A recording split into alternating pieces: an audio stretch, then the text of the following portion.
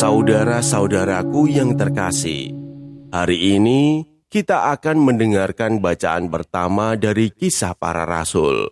Selamat mendengarkan dan merenungkan sabda Tuhan. Semoga Tuhan memberkati kita hari ini.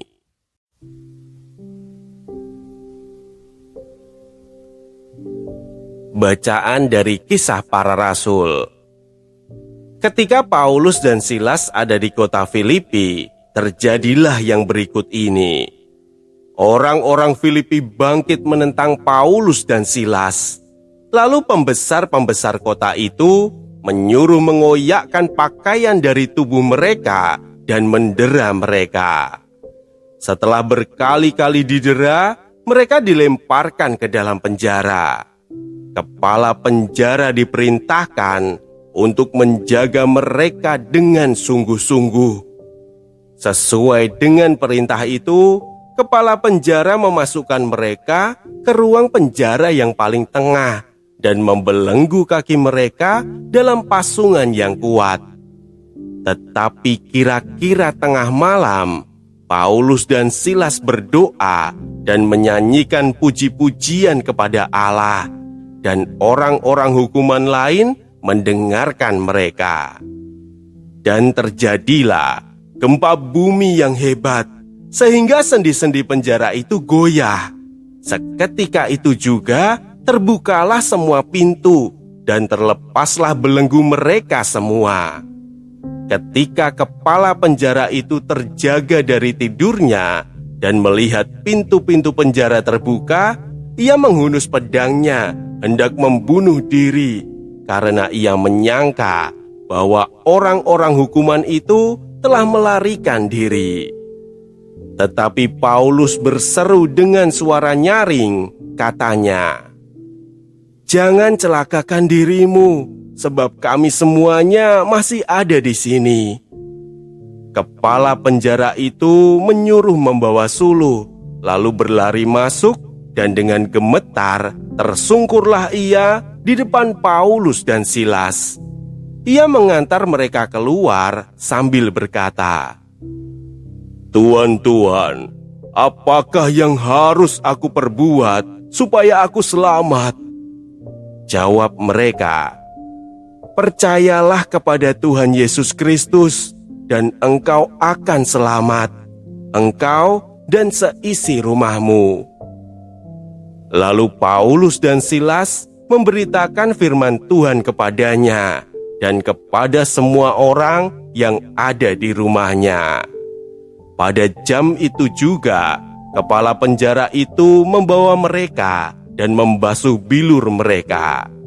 Seketika itu juga, ia dan keluarganya memberi diri dibaptis.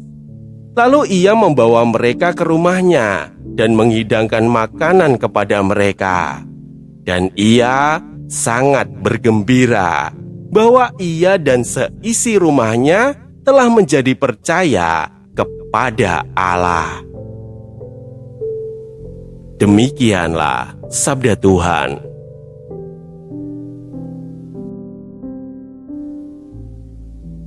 Saudara-saudaraku yang terkasih, dalam peristiwa ini, Paulus dan Silas dipukuli dan dimasukkan ke dalam penjara. Namun di tengah keadaan itu, mereka justru berdoa dan memuji Tuhan. Dan dari situlah Tuhan mulai bekerja. Peristiwa ini sangat dekat dengan hidup kita. Karena ada saat ketika hidup terasa seperti penjara. Bukan karena rantai dan tembok, tetapi karena tekanan hidup yang membuat hati terasa sesak. Ada masalah yang tidak kunjung selesai. Ada ketakutan yang terus dipendam sendiri. Ada luka yang membuat hati lelah menjalani hidup. Di titik seperti itu, manusia biasanya mulai kehilangan kekuatan. Doa mulai terasa berat, harapan mulai melemah, dan hati mulai bertanya, "Kalau Tuhan benar ada, mengapa hidup masih seberat ini?" Namun, justru di tengah keadaan paling gelap itulah Paulus dan Silas menunjukkan sesuatu yang berbeda. Mereka tidak membiarkan penderitaan menjauhkan mereka dari Tuhan. Mereka tetap berdoa, mereka tetap memuji Tuhan, mereka tetap percaya meskipun keadaan belum berubah. Dan mungkin inilah yang paling sulit dalam hidup beriman. Tetap percaya ketika hidup tidak berjalan sesuai harapan. Tetap datang kepada Tuhan ketika hati sedang kecewa. Dan tetap menjaga iman ketika keadaan membuat kita ingin menyerah. Namun melalui peristiwa ini, kita diingatkan bahwa Tuhan tidak pernah berhenti bekerja. Kadang Ia bekerja bukan dengan langsung menghilangkan masalah kita, tetapi dengan memberi kekuatan agar kita mampu melewati semuanya bersamanya. Dan seringkali justru dari keadaan yang paling gelap, Tuhan mulai membentuk hati kita, mengajar kita untuk lebih percaya, mengajar kita untuk lebih berserah, dan mengajar kita bahwa harapan tidak pernah benar-benar hilang selama Tuhan tetap ada bersama kita. Karena itu, iman bukan berarti hidup tanpa penderitaan, tetapi tetap memilih berjalan bersama Tuhan bahkan ketika jalan itu terasa berat. Dan dari situlah perlahan kita belajar bahwa Tuhan sanggup menghadirkan terang bahkan di dalam kegelapan hidup manusia. Marilah kita berdoa. Tuhan, ketika hidup terasa berat dan hati kami mulai lelah, jangan biarkan kami menjauh dari-Mu. Ajarilah kami untuk tetap datang kepadamu dalam doa, bahkan ketika keadaan belum berubah. Teguhkanlah hati kami untuk tetap percaya bahwa Engkau tetap hadir dan bekerja dalam setiap perjalanan hidup kami. Amin.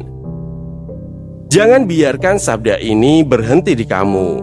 Jika hari ini kamu merasa Tuhan berbicara padamu lewat bacaan ini, bagikanlah, sebab setiap kali kamu meneruskan sabdanya, kamu sudah ikut ambil bagian dalam karya pewartaan.